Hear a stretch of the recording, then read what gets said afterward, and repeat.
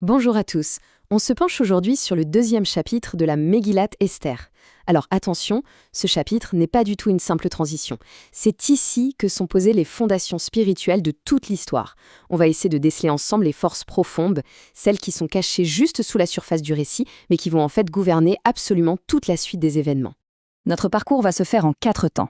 D'abord, on va définir le grand conflit qui structure tout le livre. Ensuite, on verra comment ce conflit se manifeste très concrètement à la cour du roi. Puis, on assistera à l'arrivée de la force contraire avec nos héros. Et enfin, on verra comment cette force commence à agir tout doucement, en secret. Tout est là. Voilà le principe fondamental qui structure l'ensemble de la Megillah.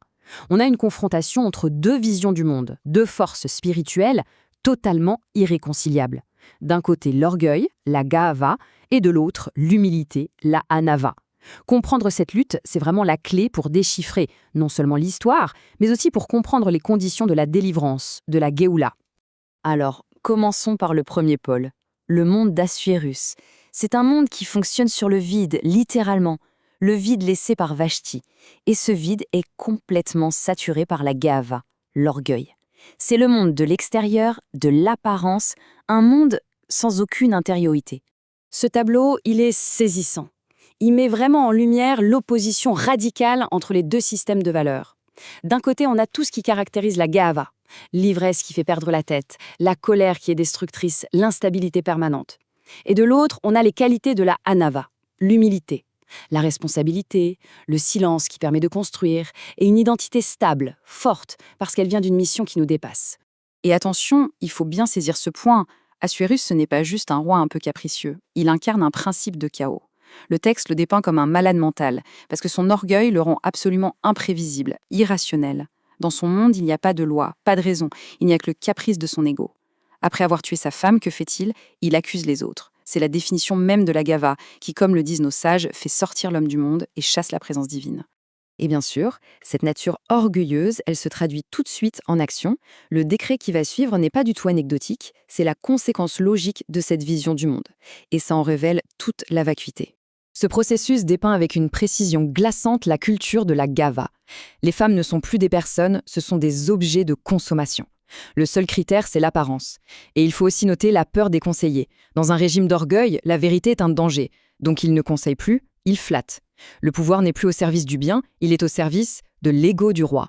Et là, le texte utilise une expression très précise, tuvat marais.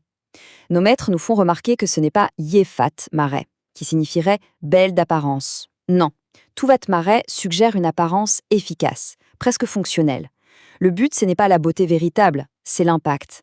On cherche une caricature, quelque chose d'outrancier, de presque clownesque qui puisse distraire le roi de son vide intérieur. C'est le triomphe de l'artifice.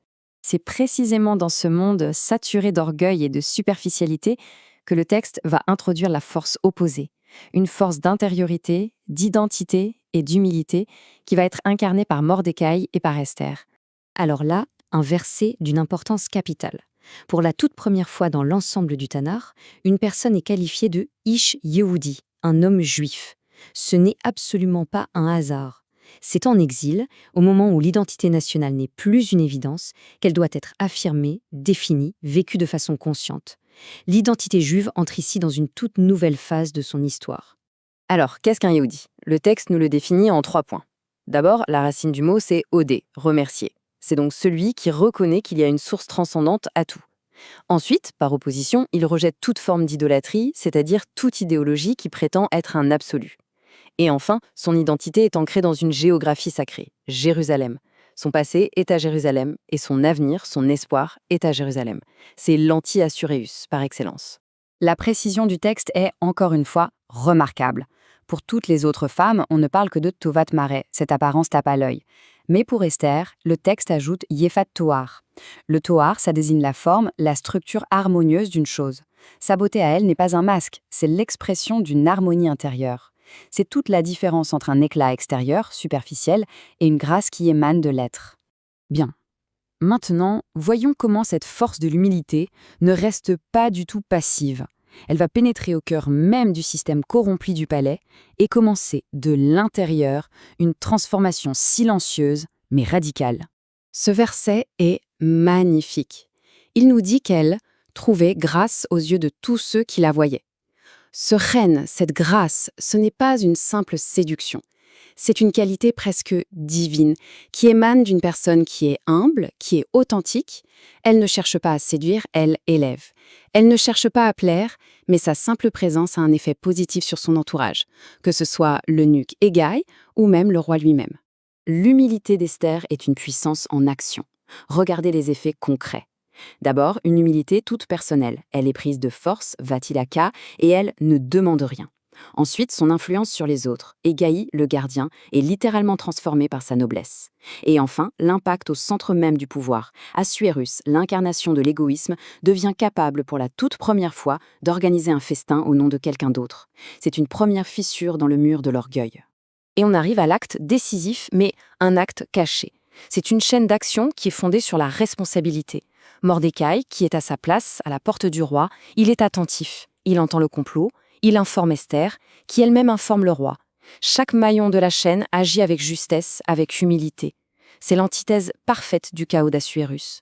Un acte de salut est posé, mais il reste caché, comme une graine plantée en terre pour l'avenir. Le geste d'Esther, ici, c'est vraiment le sommet de l'humilité. Dans une cour où tout le monde cherche à s'attribuer le mérite des choses, elle s'efface complètement. Elle rapporte le complot au nom de Mordecai. Or, nos sages nous enseignent que celui qui rapporte une chose au nom de son auteur amène la délivrance dans le monde. Ce n'est pas juste un acte d'honnêteté, c'est un acte qui prépare activement, spirituellement, la Géoula. Le chapitre se termine et la scène est prête pour la grande confrontation. D'un côté, on a l'orgueil arrogant et public d'Aman, qui va bientôt entrer en scène, et de l'autre, on a cet acte d'humilité et de justice qui a été consigné en secret dans les chroniques. Le texte précise qu'il est écrit « devant le roi », une allusion très claire à « devant le roi de l'univers ». La question qui nous est posée est donc la suivante. Comment un acte humble, un acte caché, pourra-t-il vaincre une puissance orgueilleuse et totalement visible ? C'est tout l'enjeu des chapitres qui vont suivre.